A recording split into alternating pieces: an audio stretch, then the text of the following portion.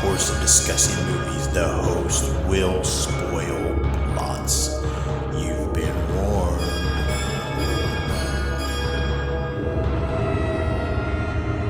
Listen to their screams.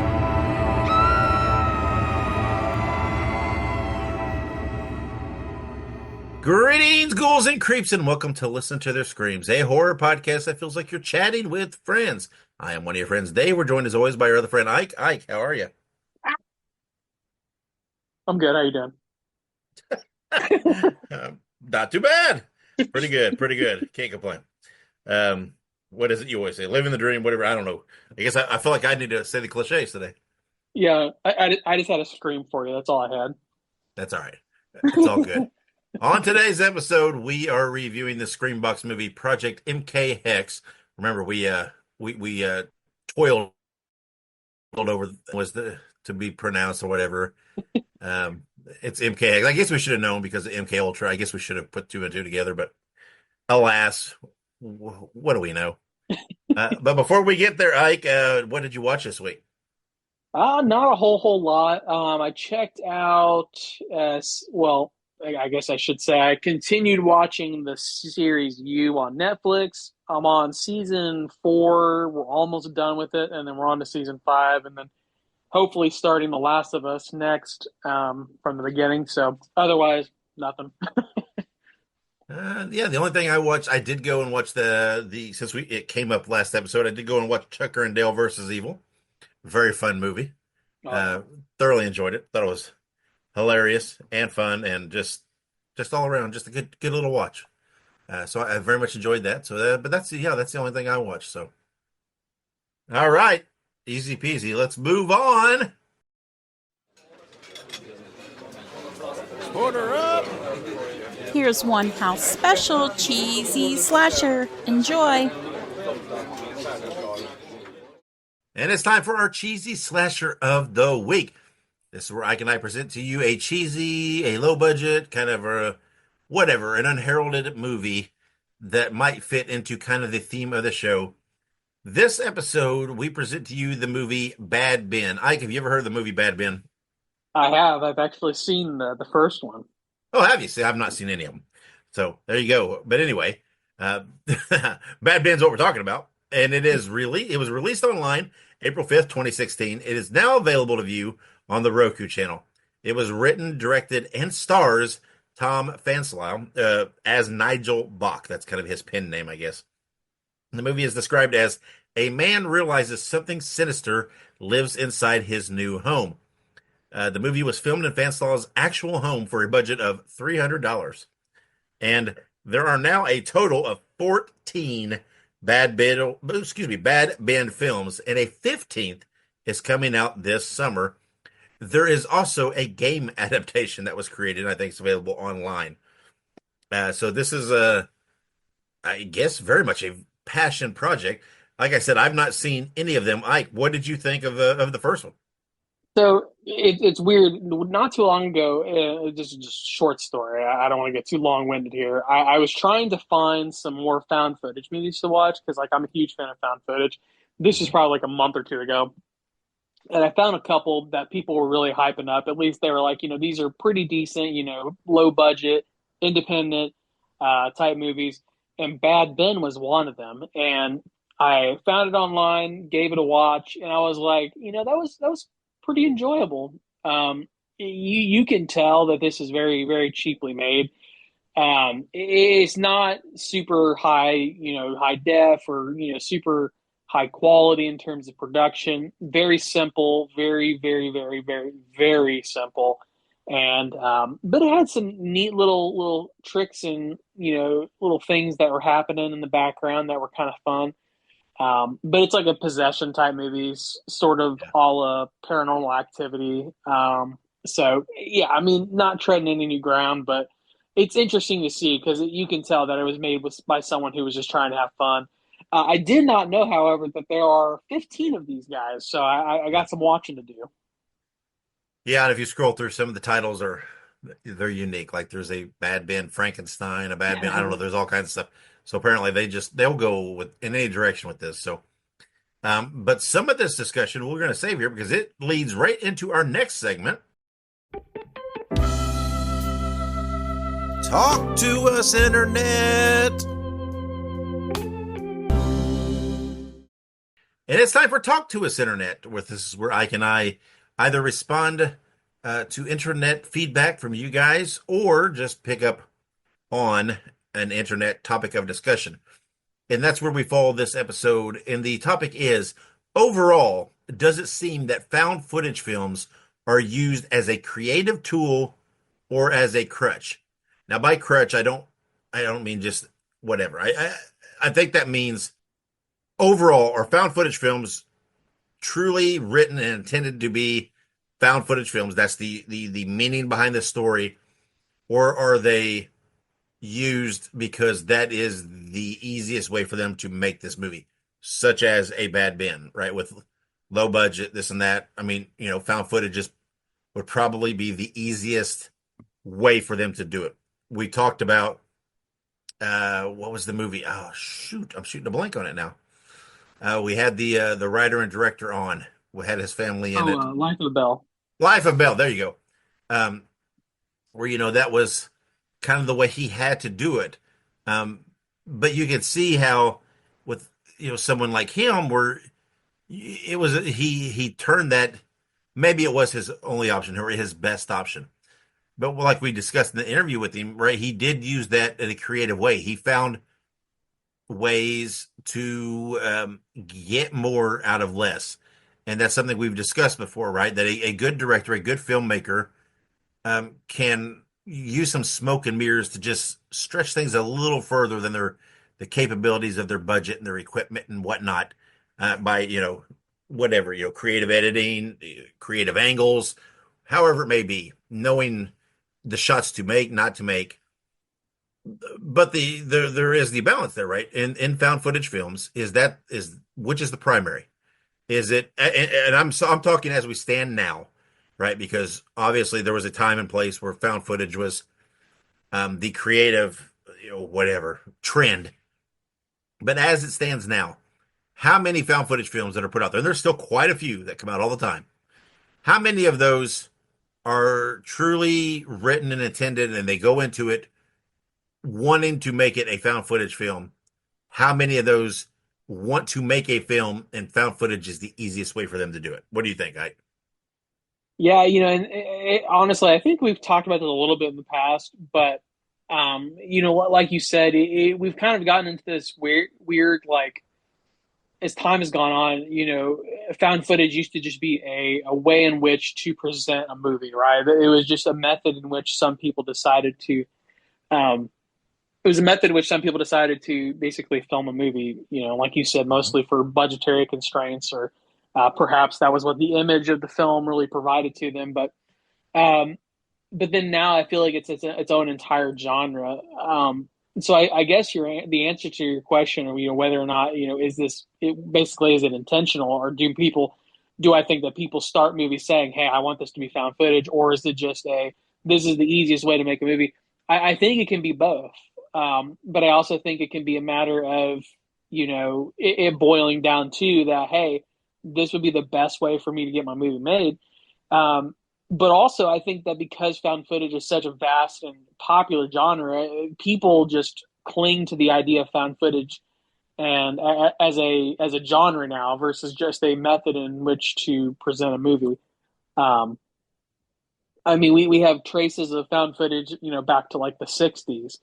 Notably, things like Cannibal Holocaust in the '80s, Blair Witch Project in the '90s, and so on.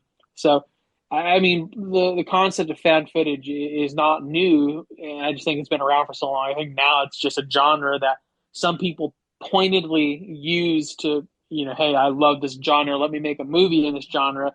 But I do think there are some, maybe like Life of Bell, who are like, this is probably the cheapest way to get my movie made versus going full on production. So I think it can be both. I think it can be a little bit of both in that case. Yeah, I do too. And I think maybe the more prudent question would be not even a question. The more prudent point, found footage really is probably the quickest. off the top of my head, the quickest movie making style that separates the talented filmmakers from the not as talented filmmakers. Because a someone who doesn't have a good vision or creativity or a good eye, you can really see that a lot easier in a found footage film. And it's just Right. it kind of just is kind of boring and it's kind of you know, cookie cutter. And then you have someone like Sean with the Life of Bell who has a good eye and is creative, and you really watch it and you think, man, I would have expected a bigger that he had a bigger budget doing this. That you know, and you hear right him telling the stories of standing at the top of the stairs, holding a camera over his head to get certain shots and certain angles that he wanted, and you wouldn't have known it right by just watching the film. You couldn't tell. Um, so um, you know, I think it just boils to right. A talented creative filmmaker will make a good movie no matter how they approach it. And if they don't Yeah. have the money to do a feature, right? Like, you know, Life of Bell could have been a feature type film had there been that budget behind it. It could have very easily have been made that way and still been an effective story, but it didn't have that. So this is the route he went and told a great story and used some of that creativity to you know, overachieve. And I don't mean that in a bad way. I mean that in a, you know, getting absolutely wringing every drop out of the dollars he had. And like he said, a lot of his budget went to buying toys for his daughter. Um, you know, I think there's like you said, I think there's both, right? I do think there are people who use found footage just to make a film because they just want to make a film, and it's not even you can tell, right? It's not even that it's necessarily a passion, or it's whatever. It's just more of a oh, we want to do this because it sounds fun, and that's okay. I mean, that's I'm not knocking that, but you can kind of tell that it's just the easiest means for them to do that. And then you can tell the people um, who are truly creative and really say, okay, if I have to use found footage, I'm going to do it, you know, and I'm going to make something, you know, special out of it. So you know, and I know it's a very divisive thing, right? I love found footage. Monica does not enjoy found footage very much overall. So it's you know, it's I know it is what it is. You know, like any other style. Some people love it, some people don't. Um, I don't think there's a lot of middle ground really with found footage. Really, I don't think you get a lot of people that just say, "Oh, it's okay." Um, No, no, in my experience, found footage is either love or hate. Um, and I think honestly, I think it really I mean for obvious reasons, it boils down to whether or not people like that method of presenting a film. You yeah. know, some people just simply do not like shaky camera. They don't like the handheld perspective. They would prefer a cinematic experience, and that's all right. You know, they don't Hmm. gotta like it, but yeah, I definitely agree. Found footage is perhaps one of the more divisive genres of film. If I had to take a guess. Yeah, and we've talked about in the past, right? That I liked some found footage when it first became a thing, and then it kind of got to the point where I didn't really like found footage. I just felt it all looked the same. It was all there for a while, and but there have been lots of films recently that have turned me back around, and I find it overall one of my favorite styles. Now, when it's a good found footage, that I really enjoy it when it's done right. Um, yeah, you know, it's one of those things. So, all right, then let's table that and let's move on. Top three. And we are circling around to our original segment from the very beginning. We are doing a top three. And given the movie of review today, we are going to discuss our top three favorite conspiracy movies. Now, we didn't pigeonhole this as just a horror movie. The three I picked are a little, I would call them spooky. I wouldn't call them necessarily straight up horror, but they're definitely got some spooky aspects. I think a lot of found footage leans towards having some spookiness in it, even if it's, you know, kind of based on real life stuff. So, Ike, do you have your top three ready? I surely do. All right. Well, I will begin. My number three favorite conspiracy movie is from 1998. It is the X-Files movie. This movie takes place between seasons 5 and 6 in the X-Files, and I know it's not, whatever you want to say about it. I love the X-Files. It is the conspiracy, right, show, right? I mean, it's got so many conspiracies in it. But the movie, roughly talks about a deadly extraterrestrial virus. It's kind of threatening to wipe out humanity, which would kind of open the Earth up for alien colonization. It's kind of the biggest conspiracy of the X-Files world. I'm a big X-Files fan. Love the X-Files. I thought the first movie was just absolutely spectacular. Loved it. So it slips in at my number 3 favorite conspiracy movie. Ike, have you seen this movie? I think so. It's been a very long time, but I do believe I have seen that movie. It's just been a very long time. It's been a while since I've seen the X Files too. Yeah, X-Files, it's a fun show. It I do is. enjoy it. So, all right, Ike, then what do you have in at your number 3 favorite conspiracy movie? All right. So this one's a little bit of the political, religious side of things. Um, I picked 2011's Red State. Um, Red State is written and directed by Kevin Smith. Love Kevin Uh-huh. Smith. Hmm. Basically this is it's set in Middle America. A group of teens receive like an online invitation for I believe they get invited to like have sex with like some random woman. Like it's like this weird setup, but it's Kevin Smith, so I kind of it's Sure. just Kevin Smith. But basically, it's like a religious fundamentalist group, and they have this like super messed up thought process about like keeping these kids and like using them as I want to say they use them as just like hostages, but basically they get kidnapped. The ATF shows up. It's about terrorism. It's about religion. It's about conspiracy and everything else. And the movie just ends on such a dark, down note. It is just honestly, it's horrible, but it's great at the same time. But I remember I watched this when I used to work at AMC. I had a really good friend at AMC when I used to work there who was like, "Hey, have you ever seen Red State?" And I'm like, "No, I've never seen it." Couldn't find it online, so he lent me his copy of it, and I was able to watch it. So fond memories of that one. Yeah, I love Kevin Smith. I love pretty much all he's done.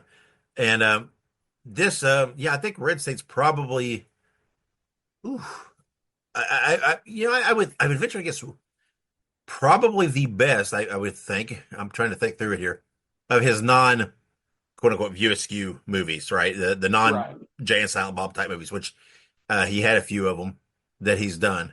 And Yeah, I would think this is probably the best. Although I have a lot of affinity for Tusk. I really enjoy Tusk. But yeah, Absolutely. good movie. I like Kevin Smith. Overall, most of his stuff. I'm not a big fan of Cop Out, but I'm not a big fan of Jersey Girl. But no one can be perfect. But yeah, I do enjoy Red State. So all Absolutely. right. I think there's a theme going through mine, as we'll see here when we get through this. But my number 2 from 1977, Close Encounters of the Third Kind, where basically, a man has a close encounter, which causes him to become obsessed for answers, travel across the country trying to find. This is kind of, to me, is the prototype for, that an alien conspiracy type movie. This is the blueprint. I love this movie. It was, I mean, as far as I know, one of the first to do it on this level, and I love it to today. Still to today, and I think, like I said, I think we look across my movies here. I've got kind of an alien thing. Maybe I lean towards the alien stuff a little bit. That's not surprising. Ike, have you seen Close Encounters of the Third Kind? I have. Again, it's been a long time, but I have seen Close Encounters. Yeah, like I said, both your movies I've seen, but it's probably been close to a decade since I've seen either. Do you know the criteria for the 3 kinds of close encounters?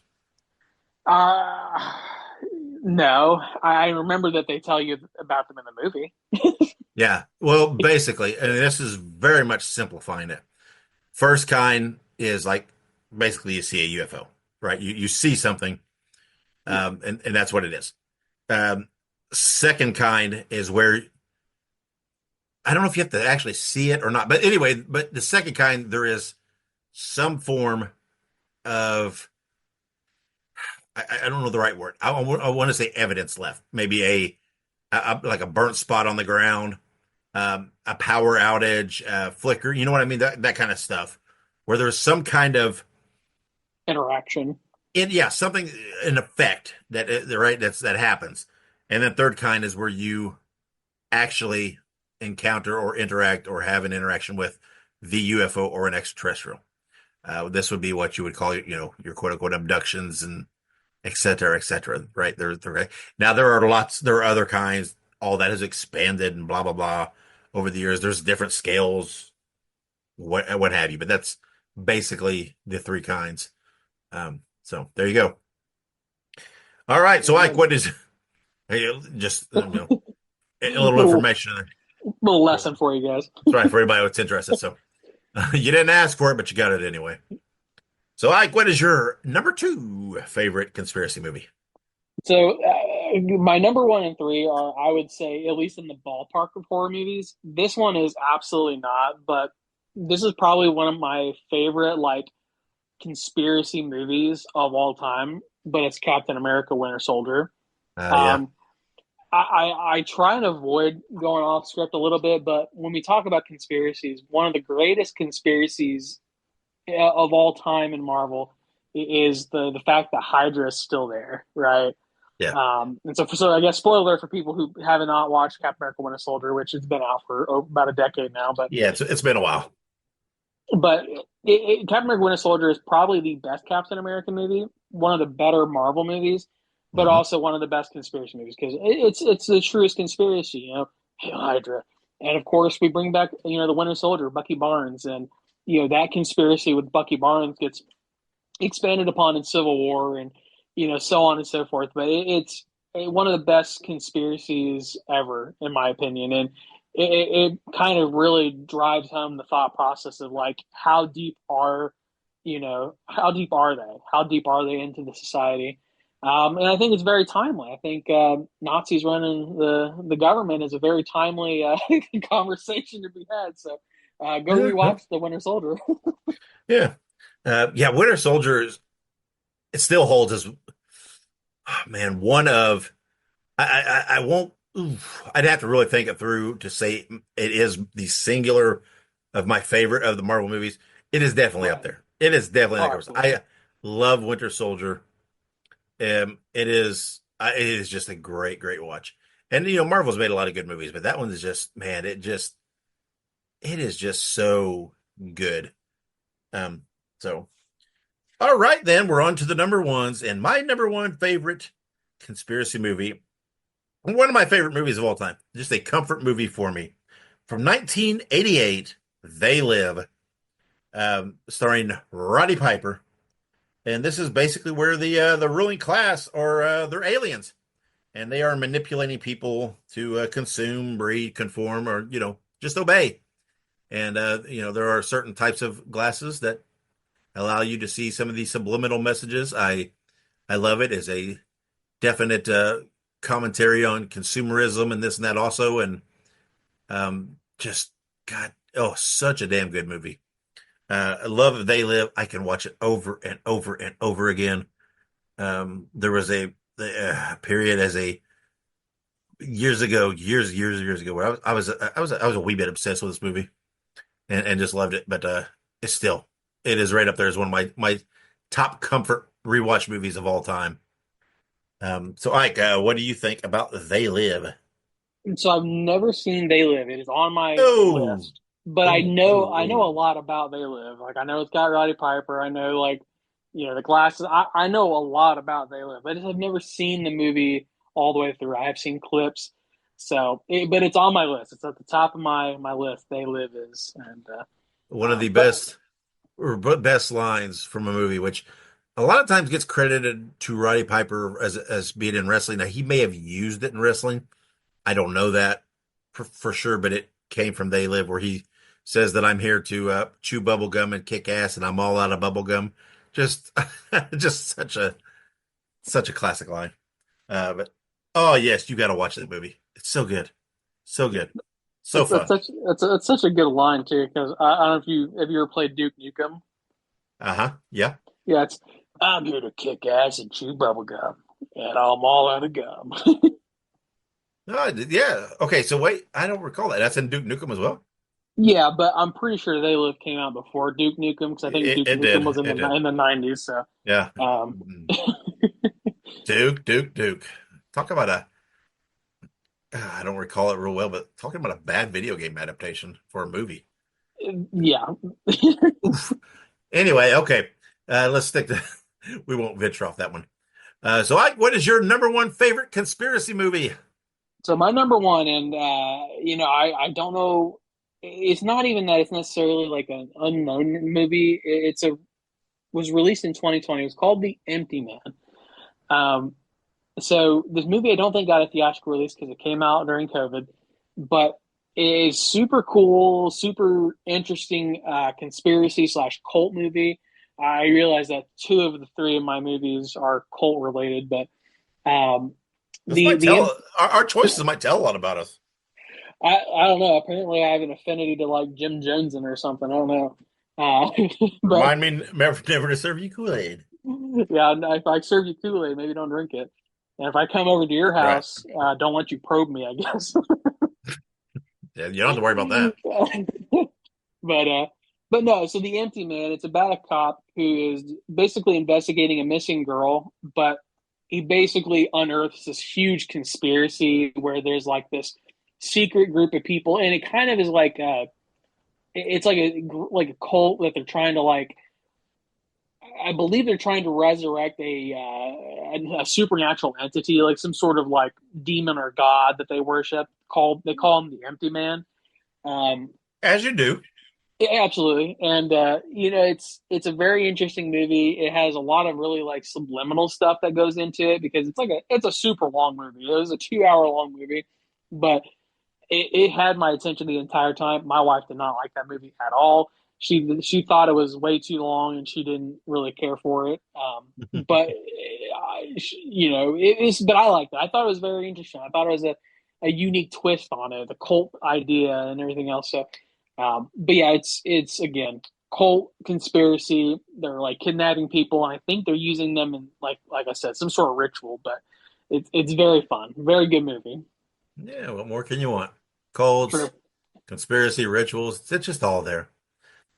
So, all right. So, hit us up on social media. Let us know what your favorite conspiracy-based movies are. And if you are as an avid a fan of They Live as I am, then we need to be friends. So, let me know. But we're going to take a break. And when we come back, we will have our news, birthdays, anniversaries, upcoming releases, all that good stuff. So, stick around. Make sure you subscribe to listen to their screams on your favorite podcast platform. Also, make sure you look us up on social media. We're on Facebook, Twitter, Instagram, Letterboxd, TikTok, and Slasher. All you have to do is look up Listen to Screams. That is Listen, the number 2 in Screams, and you can find us there. Also, make sure you go and buy yourself a Listen to Their Screams t-shirt. You can find all of our shirts at tinyurl.com/Screams Shirts.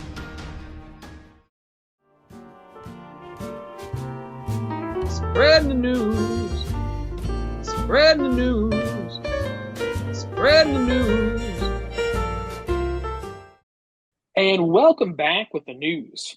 All right. So, starting us off here, we have some news from the upcoming Prime Video Carrie series from Mike Flanagan. There are talks that Matthew Lillard will be joining the cast. It'll be interesting to see who he plays, perhaps a teacher role of some sort, if I had to, take a guess. Or maybe, I don't know, maybe something else. But absolutely, Matthew Lillard can do whatever he wants, so I will 100% watch him in a Mike Flanagan series. Yeah, I was already looking forward to this, right? Being number one, being an adaptation of a Stephen King book again. I like Carrie. I'm all about this. But Mike Flanagan be involved. Okay, that's another promising thing on the top of that. But then, yeah, Matthew Lillard potentially in the cast. Well, you've got my attention for sure, though. Yeah, I'm very much looking forward to it, and hopefully it delivers. Yeah, absolutely. But I'm sure we'll get more information as we get closer to. I believe the anticipated release for this is next year.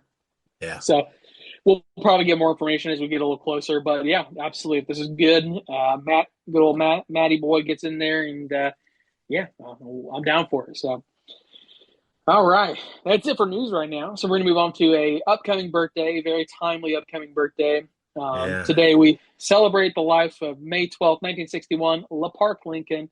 You know, she recently passed. Of course, she was in Friday the 13th, Part 7, The New Blood. But Park Lincoln was, yeah, we talked about last time how even roles like this that are often overlooked, they still have such profound impacts, profound effects on people. And the park was widely loved by the Friday the 13th community. So today we celebrate her life and as well as her birth, and then of course, again, rest in peace to her. She recently passed away. Yeah. I mean, if you're a fan of Friday the 13th at all, there's some ups and downs and some, but I don't know. Maybe if like me, I find redeeming qualities in all of them. Each of them. Space. The Jason X is a little hard, but and all the others, right? There's it may not be my favorite, but there's things I like about it. I will be honest, New Blood's not one of my favorites, but I thought she did a good job in it, and I can appreciate that they tried something different. I mean, they tried a different angle, and it was okay. And it had its moments, and but I thought she did a good job, and yeah, it's unfortunate because all the Friday final girls, it's like I have that bucket list dream. It's like, oh, you like to meet them all, right, and have your picture taken with them all, just because I do love the Friday franchise so much, and I never never got out there to meet her, and now the opportunity's gone. Um, so I guess on a side note, guys, get out there to the conventions and meet these people while you can. Meet and tell them you appreciate them while they're still here, and that you love what they did, and and buy some pictures, and because a lot of them didn't have a long career. Some of them, this is what they do, and so I know I know she had to have known she was appreciated while she was alive, but just make sure your favorites, and as well as your family and everybody. I'm getting on for a whole tangent here. Just anybody you care about or enjoy or whatever. Just make sure they know you appreciate them while they're still alive, and they can still know. Yeah, absolutely. That's an important message for anyone at any time, anywhere. But it's especially important, when we look at these types of things. So, but yeah, that's a good note to finish on for that. But we're going to move on to some upcoming movie anniversaries. We have May 9th, 1973, Soylent Green. Um, I have never seen this movie. I know a lot. I know a lot about Soylent Green. I'm pretty sure it's on my list. So I can't really speak to it. But Dave, what do you think about Soylent Green? Oh, it's fun. It's a classic. I mean, anything where humans are a food source, I'm down. And just it's a good topic, right? It's one of those that in '73 wasn't overexplored like it has been later. And I mean, there's been so many spoofs of Soylent Green over the year. I mean, right? It was in a Treehouse of Horror. There was a spoof. There was for Simpsons. The people that don't know that was in the Simpsons. Uh, just other things, right? It's a classic, and anybody that's a horror fan should give it a watch at some point in time, just so you can say you've seen it. Yeah, absolutely. All right. Well, then we will go ahead and move on to our other movie anniversaries. May 9th, 1980, Friday the 13th, the OG, the original gangster of them all. Last week we had a birthday for the original Jason Voorhees from this film. Yeah, And then, Ari. yeah. So, I mean, hey, it's very timely again. So, yeah, happy birthday to Friday 13th. This is when a legend was born. Yeah, I mean, even if you're not the hugest fan of Friday the 13th, which I love Friday the 13th, the franchise, right? But even if you can't, I mean, you cannot argue the cultural importance of this movie. I mean, Absolutely. one of the holy trinity of the three biggest, what I would, I guess say would be the three most identifiable horror characters of all time. The Freddie, Michael, Jason. There's some others that creep in. Yeah, they're kind of close maybe, but those three seems like just are the most recognizable. And so that's, even if you hate Friday the 13th, you gotta at least acknowledge the cultural importance of the movie. Absolutely. Well, I think we actually talk about that quite a bit sometimes, the cultural importance of movies. Even if you absolutely despise a movie, even if you watch a movie and you're like, oh, that's the worst shit that I've ever seen, sometimes those movies are super important for the big grander scheme of things. So, but I won't get into that that rigmarole. But moving on to May 13th, 1988, Friday 13th, Part 7, The New Blood. So, of course, this is, again, very timely. This was the film that Laura Park Lincoln was in, and it's anniversary the day after her birthday. So, it's super, super, it's fantastic to see that. I'll have to go back and rewatch that in her honor.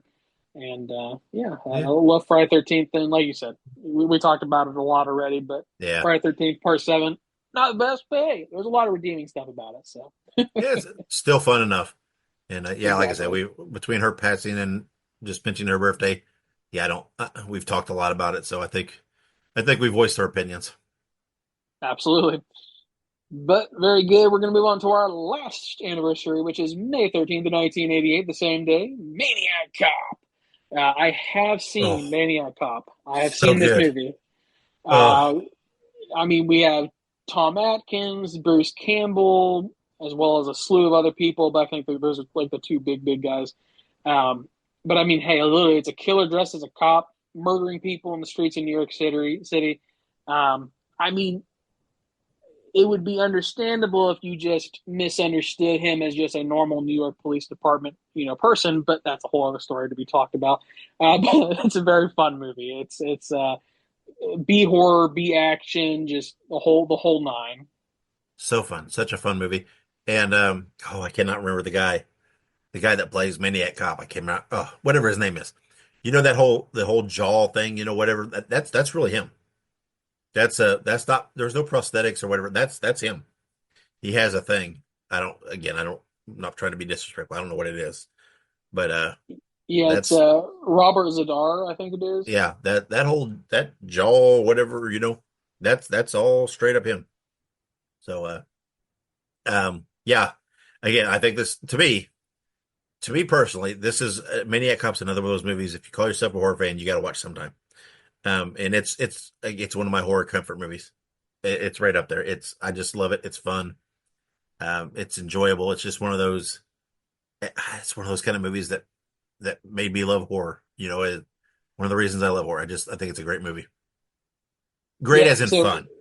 right. But no, he suffered from a genetic disorder called cherubism, which causes excessive bone growth in the lower face, which is the cause of his enormous jawline. Yeah, yeah, pretty Very crazy. good. That's And hilarious. I mean, not hilarious, but it's very unique, I guess, because I wouldn't have known that. Wouldn't have known that. yeah, and landed the role based off that, and an iconic role that here we are, whatever, damn near 40 years later, still talking about. 40 years later, that's crazy. But Yeah. anywho, good stuff. Check that out this week. But we're going to go ahead and skip on now to our upcoming releases. We got two for you. We have Clown in a Cornfield coming to theaters on May 9th. It is described as a fading Midwestern town in which Frenda the Clown, a symbol of bygone success, reemerges as a terrifying scourge. We will be reviewing this movie next episode. I am super excited for this movie. I have read the book. I'm going to be snobby when I review this movie, and I'm going to talk about how much I love the book and how different it is, I'm sure. So just Snobby. so just preemptively prepare for snobby Isaac. I will be sipping the finest scotch with my ascot on, and yeah, no, I'm just kidding. But for real though, I'm super excited for this. I'm very excited to be able to actually see this, on the screen and be able to talk about it and be able to be like, yeah, hell yeah, I love this. But yeah, I'm looking forward to this. This just feels like a fun movie that's going to be right up my alley. I do love a good clown in a horror movie, and just for the record, you don't have to be snobby to enjoy a fine scotch. I I sure. I love scotches in general, but and I don't think I'm snobby. Maybe I am. I don't know. Whatever. If I you do talk have, like this when you drink it, then you I might be a guess little snobby. I do. All right. There's, Johnny Walker Blue, which is a very high level scotch. I do have like one shot of it left in my bottle in there, and it's just like I'm keeping it, and I don't know what I'm keeping it for. It's like almost like it's like I just don't want to bring myself to drink the last of it so that I don't have any more. But then there's like that whole part of me that's like I want to drink it. So it's quite the conundrum. You have to save it for like a dramatic moment in a movie where like you've fought off like a horde of zombies and there's like another horde of zombies coming at you and Sure. you only have one Yeah. shot left. Yeah. Sure. Yeah. And it is. It's like sitting in there and it just taunts me all the time. And it's just, uh, I want it so bad, but it's like, It's then like the Green Goblin mask in the closet. yeah, it's like then I'm afraid though, once I drink it, I won't have any more right now. And then I'll be sad. So it's like, which would I be less sad with if I don't drink it or if I do drink it? It is such a catch-22 situation. These are the things that keep me awake at night. Oh man, cracking me up. But there you go. So we'll check out you guys next week with the Clown in the Cornfield. So make sure you guys go and watch it this weekend. As Super always, excited. yes, absolutely. Moving on now to Neon's body horror movie Together comes out August 1st, and a trailer was just released. It is described as a country's move to A the couples. country. I'm sorry. Oh, I typed there. It's supposed to be a couples move. My bad. I was making sure I wasn't having a stroke. Okay. A couple's move to the countryside triggers a supernatural incident that drastically alters the relationship, existence, and physical form. Now, Yes. I have seen like a commercial for this, and it's Dave Franco, right? That's in it. Yeah, they're and what's her name? I can't remember her name. They're like a real life husband and wife. And Oh, yeah, and yeah, key on the physical form thing in this. I this we what was it? We talked about what was it? I can't remember what we watched. Was it Street Trash? Where we yeah, talked yeah, I about think where so. we really kind of talked a lot about body horror.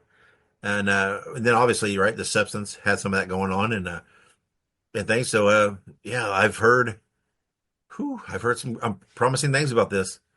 That people that have already, seen previews of it and whatnot, and said it's pretty creepy, pretty good.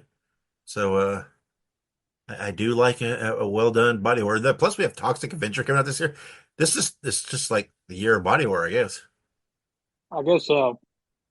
Bring But it I mean, on. also right, but also it's a neon movie, and like neon, Oh they yeah. just, I mean, they're just absolutely just fucking killing it. I mean, there's just Neon, the production company. I'm pretty sure they did. They did. Oh God, what was that movie called with Nick Cage? Longlegs, didn't they? Or no, that was. Or is that somebody else? I don't remember what was it. Yeah, was it Long Legs? That was the movie that. Yeah, I'm pretty sure. Look it up real quick.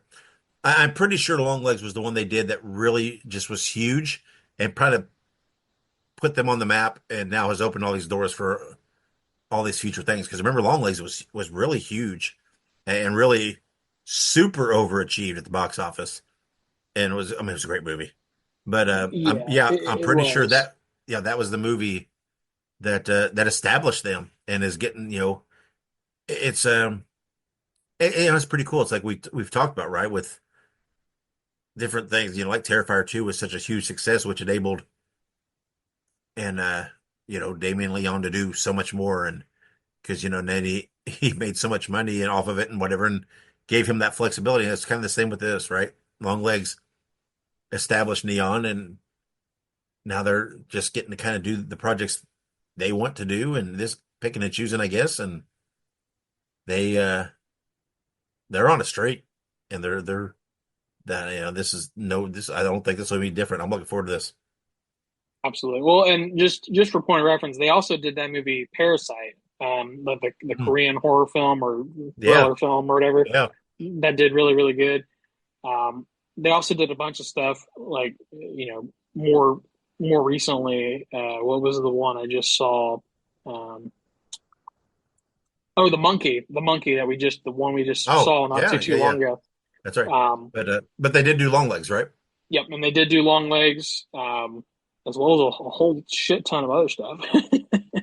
Yeah, I mean, Long Legs was just a huge success, and It really yeah, was. Oh, they did Immaculate as well. That was a good one. oh yeah, there you go. See, that's what I'm saying. Just it's just everything's building upon the previous, and they're on a roll. It's gotten to the point where if I see Neon's involved, I'm excited just based on that alone, without even knowing much else. So, Absolutely. I see Neon. I'm like, ooh boy. But mhm. all right. So we'll have to check out Together in August when that comes out. So I'm super excited Right. for that. But all right, I think that pretty much does it for our news, birthdays, upcoming movie anniversaries, and releases. I think we're going to go ahead and take a quick break, and when we come back, we're going to have our first review, our official review of Project MKHEXE. Stick around. Hey, Bruiser buddies, I want you to listen to Wrestling Nostalgia with Dave Dynasty. Every week, he has the roughest and toughest interviews in the podcast world today, with the best guests you could ask for. There's no bums on this show. Let Dave Dynasty be your podcasting tag team partner and listen to Wrestling Nostalgia while drinking beer, smoking cigars, and busting heads. Just look it up on your favorite podcast platform and subscribe today, cause the Bruiser said so.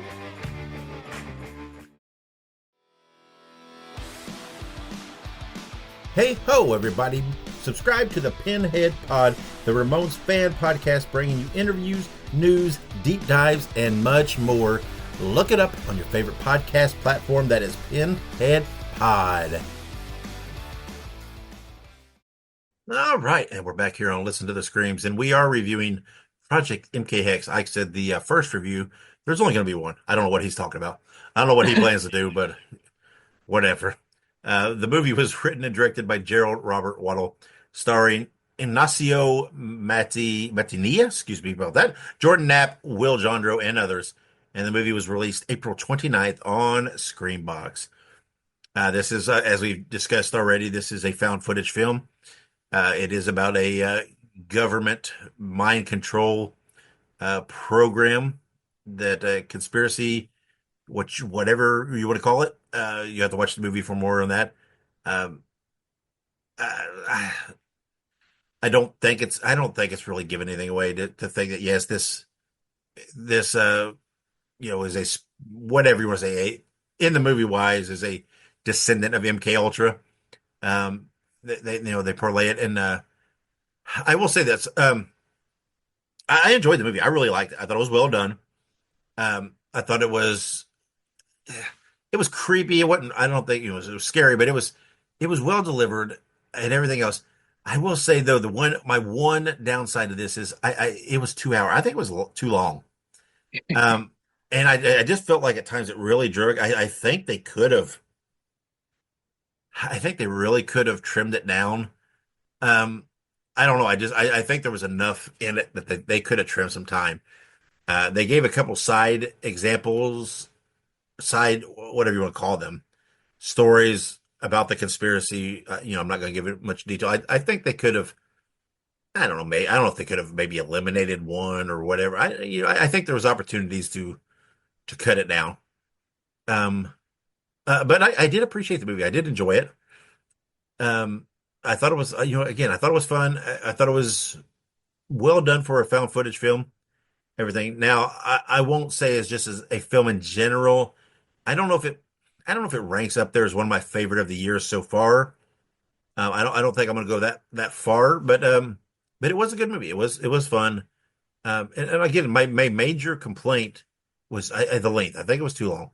It just seemed to drag a lot there at points, and I thought I just didn't think the story was moving along enough to warrant 2 hours worth of film in some spots. So, um, but overall, I did enjoy the movie. I did like the movie and the concept of the movie, and how it had it had several fingers within a reality, and I watched all the way through the credits. It was just on.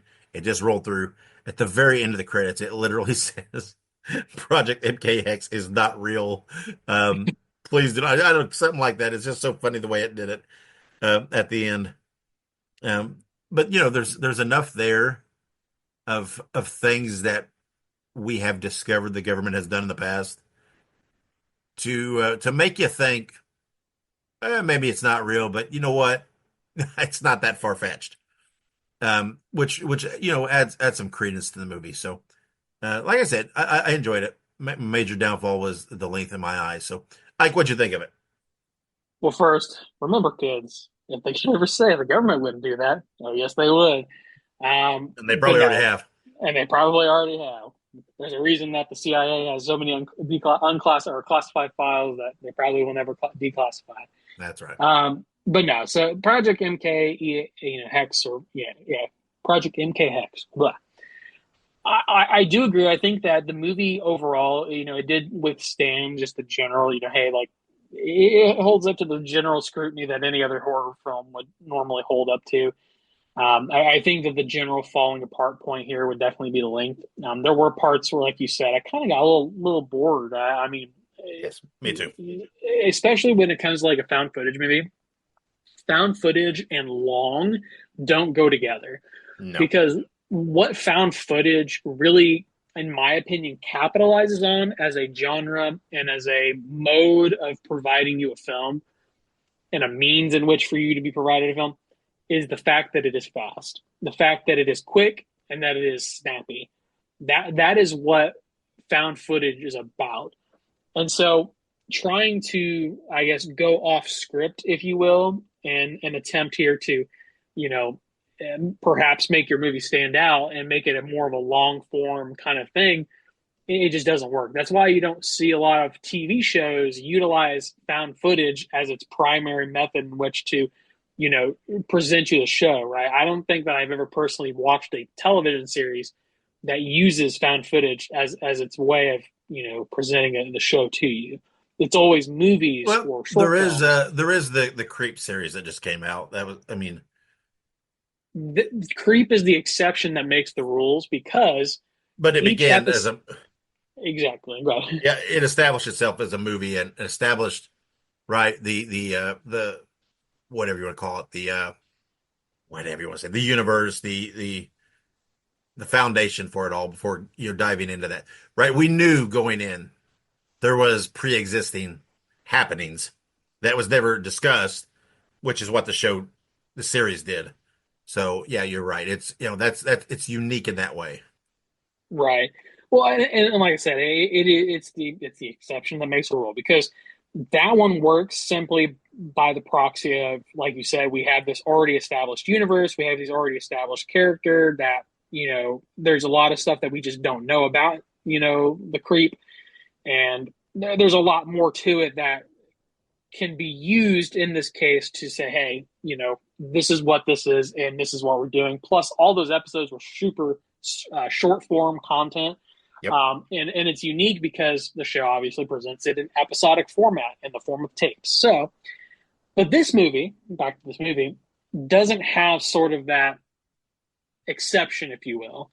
It doesn't have that, it doesn't have the, oh, hey, we're going to do this, but also this kind of thing. It was just a pretty straightforward found footage mockumentary type film, which did well for what it did. It's just that when you have that length, you either have to have substantial like going ons to make it really, touch home, or you have to have something that makes it stick out. And for instance, I don't remember if you remember The Outwaters. The Outwaters was another found footage film that was pretty long, and its length was very detrimental to the film. And I think that this, now The Outwaters was a little more experimental, so you had a little bit more funkiness. So I can't make a direct correlation per se, but I would definitely say that length is definitely something that hurt both of these movies. But beyond that, this was pretty much it was a pretty formulaic, found footage movie. You have the what is it called? The epilogue where you get all the, backstory, or is epilogue for prologue? I mean, it's working backwards, right? You have it begins with essentially everything's already happened, and we're gonna go back and see what happened. Why did this happen? And by doing that, by exploring all this stuff, right? And it did it in a very typical fashion of someone's creating a documentary, right? That's often used, right? So yeah, I mean, it did it in essentially a working backwards fashion, which a lot of found footage do, and a lot of times, I mean, you kind of sometimes you have to. That's the route to go. But Absolutely. Well, and just kind of add to that, I mean, you have the like you said, you kind of have to work backwards. You have to have sort of the striking event, right? The event in this case is I'm not going to say who, but there's a death, right? mhm. You have a mysterious death, and then you kind of work backwards from there because you already have all of that, like you said, that backlog. You have that context, and then but it's again it's formulaic. Pretty much any found footage film, most found footage movies, whatever bad thing that has happened has already happened, and we're kind of going back through and retracing steps, if you will. So this didn't depart from anything that we already knew in terms of what found footage is or what you can expect from found footage. Yeah, I mean, if you Um, didn't do it that way and you just dove right in to start telling you'd be lost. You'd have no yeah, idea what you're building to. You and just the nature of these films. Most of the time, you have to.